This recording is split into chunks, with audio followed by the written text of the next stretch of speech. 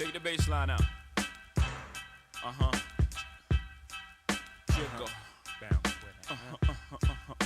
Yeah. Let it bump though.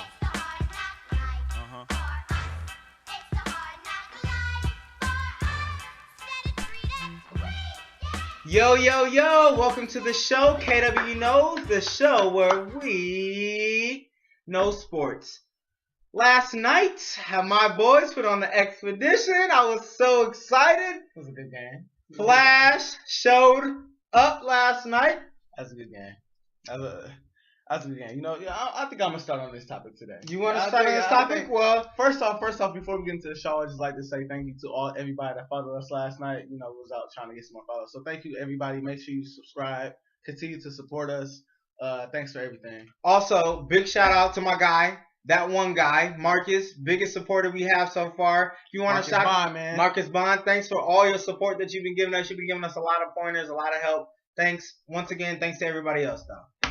But with that being said, let's get straight into the show. Game 4 was a game to remember. It was a game to remember. Dwayne Wade showed up last night along with the rest of the big three. I can't say so much for the rest of the team because they really didn't touch the ball. Which is good. Which is what they First need. time in a long time. But how did you like the game? What is your analysis of it? First off, I enjoyed the game. I'm not a Heat fan. I'm not a Spurs fan. I'm a basketball fan. I'm a Lakers fan. That's what. But overall, I'm a basketball fan. The Spurs played. I won't say they played like garbage because I mean they just couldn't stop the big three essentially. Tim Duncan with a 20 and 5. You had Leonard who had 12 and 7. Danny Green, he started to heat up a little bit, 10 points. Tony Parker started off with 15 points in the first half and got completely shut down in the second half. I don't know if it was his hamstring or what it was, but he didn't do nothing. He didn't score a single point in the second half, and he only took around like 4 or 5 shots in the second half. So something was off. I don't know what it was. Either they shut him down or his hamstring was bothering him. But on to the Miami Heat. Now, I would like to apologize to one man on the Miami Heat right now, and that's Chris Bosh. I diss Chris Bosh all the time. All the time. But I don't think he's gonna replicate the game that he played yesterday. But I have to compliment him on his game. 20 points, 13 rebounds. That boy showed up. I mean, he attacked the basket. He hit jump shots when he had them. That boy got his money. LeBron, I knew he was gonna step up. I said he was gonna step up. I said LeBron gonna get you 30 and 10. He ended up giving 33 and 11, 33, 11 and 2 assists. I say he was gonna show up. I knew he was gonna show up. But Dwayne Wade showed up last night. Flash showed up. Anybody that knows me knows I'm a big Kobe Bryant fan, but I also love Dwayne Wade. D-Wade showed up last night. Yeah, he did. We talking 32 points, 6 steals, 4 assists, and 6 rebounds. That boy showed up last night. He showed up. That boy reminded us why he's one of the best shooting guards ever played the game. I can't say enough about Dwayne Wade. I cannot say enough. The plays that he was making, the steals he was making, the stuff he was doing, he outshined LeBron last night. He outshined LeBron last night. That's my opinion. He outshined LeBron last night. That's right. Now LeBron had a big game. Don't get me wrong. I respect LeBron. LeBron needed to step up in order to win. He had a huge game. You got a 14 from Ray Allen, but we expected it from Ray. We expected it from LeBron. We did not expect that from Dwayne Wade. And we kind of wrote him off because we thought he was hurt. Or we still think he is hurt. But that boy showed up last night. Yeah, he got his money last night. He got his money. He definitely got his money. He got his Benjamin. He earned his money last night. But I don't know about outshining. And let me be clear with what I'm about to say. LeBron James set the tempo for last night. He came out attacking the basket. Yeah, they both came out attacking the basket. He looked in attacking mode. It looked like there was anger behind those eyes in the sense of attacking and taking control of the game. But Dwayne Wade, I will agree with you. Flash showed up. Boy showed up last Flash night. showed up. But I ain't a Heat fan. This is crazy. I found myself rooting for the Heat last night just because of D Wade. But let me be clear. Let me be clear what I'm about to say here because I guess some people seem to say that I have written Dwayne Wade off. Let me make something clear here. Never have I ever written Dwayne Wade off. What I've clearly stated is Dwayne Wade doesn't look 100%. What LeBron James needs to do or think about going into the future is, do you want to go into the future with an aging, injury-prone Dwayne Wade? But if Dwayne Wade can give you that for another couple of years, then but we don't know what we're gonna get from Dwayne Wade on a consistent basis. I don't know if he's gonna give me that next game. I maybe he might score 32, but I don't know if I'm gonna get the 6 steals. I'm not gonna know if I'm gonna get that other component of his game. We don't know. But I like to say congratulations to the Miami Heat for last night's win. But it's just a game. And like LeBron said after the Game 3 loss, no matter how much they beat us by, no matter what the score is, it's one game. And at the end of the day, it's 2-2. It's all tied up. It's a best-of-3 series. I believe that whoever won last night's game was going to win Game 5. So if San Antonio won last night, I don't agree with. But if San Antonio won last night, I believe they were going to finish it off in San Antonio on Sunday. But they didn't. I believe the Heat are going to win Game 5. Like I said on Monday, I believe the Heat are going to win Game 5. And I believe San Antonio is going to take Game 6. And it's going to be a dogfight for Game 7. I got the Heat in 7. I'm excited. I got the Heat in 7 too. But I got the Spurs winning the next game and the Heat having to go home and win both games at home, which I believe they can do. I don't see the Spurs letting that get away from them. I know the Heat understand that, if you want to win those 2 games at home, you want to win one of those 2 games, you got to get it done on Sunday. I don't see the Spurs losing 2 games with the World Championship on their mind. If D-Wade play like how he played last night, it's possible. If D-Wade plays like he played last night for the rest of the series, they'll be lucky to make Flash. San Antonio will be lucky to make it to a Game 7. And salute the Big 3 completely. One more thing, silently, before we get into the next topic. Eric Spoelstra made a beautiful decision in the beginning of the game, starting Mike Miller, because in starting Mike Miller, it forced Thiago Splitter to hold Dwayne Wade at the very beginning of the game. Mismatch.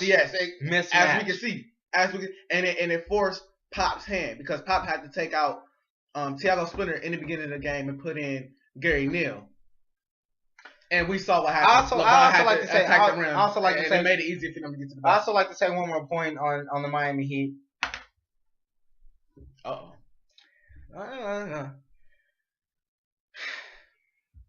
Eric Spoelstra.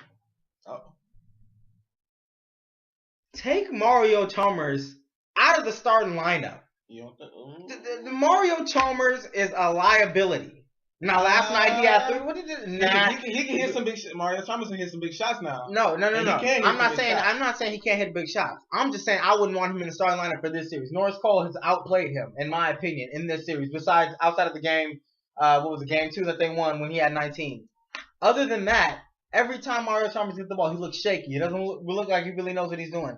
I would start, if you're gonna start Mike Miller, you're gonna start Mike Miller. Start Ray Allen instead of Mario Chalmers, in my opinion. Put that Mike Miller and Ray Allen tandem that they had that was working for him. The Mario Chalmers and rotate around. Mario Chalmers will not be getting the minutes he's played because he's been an absolute liability. If he shows up, great. I'm not going to jump on the bandwagon then. My opinion is Mario Chalmers needs to be sitting on the bench to start the game. That's just my opinion. If he does good, great. Am I downing him? Can I say he can't play? No. He needs to be sitting on the bench though. That's in my opinion. I think they should the Miami Heat should stick to the lineup that they've been at. That's just my opinion. But we're gonna see. But next topic that we have today is Mike Wallace. Mike Wallace recently turned down $76 million to play for Minnesota Vikings. Instead, took a $60 million difference, or a $60 million to play for Miami Dolphins. He said it's not about the money, but if it's not about the money, what is it about? Because Miami, you're not gonna win. Exactly. Miami is proven to be the inferior team. It has to be about the location. This man turned down an opportunity to play. Granted, Christian Ponder is he's not really even a second-tier quarterback in my opinion. He's average, but you turned down an opportunity to play alongside Adrian Peterson and Greg Jennings to play with the Dolphins for less money. I don't understand the decision at all. It must be about the location. He coming from Pittsburgh. He want to play in some warm weather, but you want to win. Warm weather or not. You want to win games. Warm weather or not, it doesn't matter what type of weather. I'm trying to win. If I have to play for New England, even though I don't like the Patriots personally, I have to play for them to win a championship, I'm playing for them to win a championship. This is blasphemous that you would even take a $16 million difference. It's not about the money. What is it about? It's definitely not about winning. You got Adrian Peterson. You got Greg Jennings. Obviously, the focus is going to be on Adrian Peterson, which means you're going to get that opportunity to play. You got Greg Jennings on the other side of you. I think one of the things he said was he wanted to make sure he was the number one receiver, and I believe that is number one or not. selfish and You got self-centered. Ryan Tannehill throwing you the ball. Ryan Tannehill, I would take Christian Pond over Ryan Tannehill. I would too. I don't understand what that is about. That's probably an ego thing, but you know what? They call those people divas, and I hope he gets what he deserves. I hope he doesn't even get over 1,000 yards. As a matter of fact, I hope he doesn't even get over 60 yards because that's just a stupid decision made on him. It's a dumb decision. I don't know if I'll wish that on him, but I don't wish anybody the worst of luck. decision. I just hope that he realizes by the end of his season this year that he realizes that was a stupid decision that I made. I don't agree with that. That's just egregious. Adrian Peterson, Greg Jennings. Adrian Peterson. The focus compared to Reggie Bush and who's even they starting. Anyway, Reggie Bush is with Detroit now. Oh, he left you? Really? Yeah, he's with Detroit now. I don't understand there's no talent in Miami whatsoever. I thought Reggie Bush was still on the team. Nah. Wow. Nope. Nah. That's not gonna work out. But our third topic today is on Doc Rivers possibly being the coach of LA. I should take that back. The LA Clippers.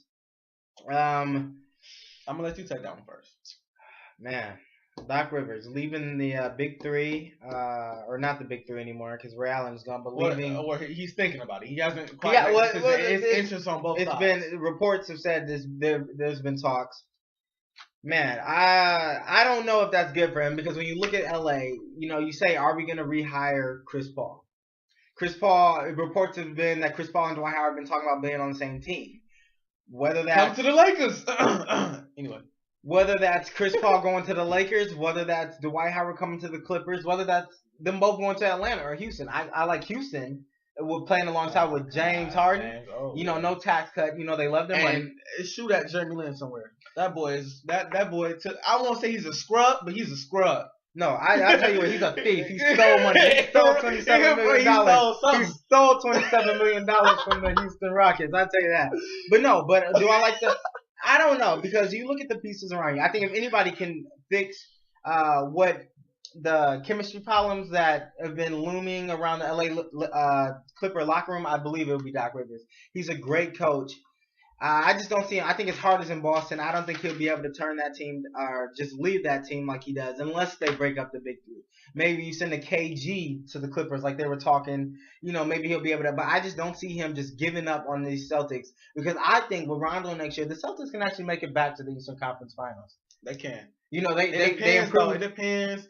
The Indiana Pacers are looking hot. The New York Knicks are looking hot. You run it to Miami if you're not, because the Boston Celtics aren't really known for getting a high seed in the Eastern Conference. Yeah, most of the time they try to get the low seed, and you run into a team like Indiana, Miami, or the Knicks, and I don't see them getting past first, second round. So it depends. They have to have a good season. But they improved on their big man last season by drafting Jared Sullinger, Fab Melo. They just weren't healthy. Right. Rondo wasn't healthy, and people can say, if Boston was healthy, they would have beat the Knicks. I expected them to beat the Knicks. I didn't. I had faith in Doc Rivers. You never count Doc Rivers out. He's an amazing coach. I know. He's an amazing coach. You never count out Melo either, bro. Well, you can't count out Melo, but still, you can't count out Melo. Melo hasn't done any. He hasn't proven himself. And he's proven himself as a scorer. But I basically was like, I don't think Melo, with the talent he has around him this year, I don't think he's getting bounced in the first round, or else I will have to lose respect for Carmelo. I've already lost respect for Carmelo. I think he's overrated, in my opinion. What? Carmelo overrated? He's been to the Carmelo Anthony overrated? He's been to the playoffs 10 seasons. Got out the first round twice.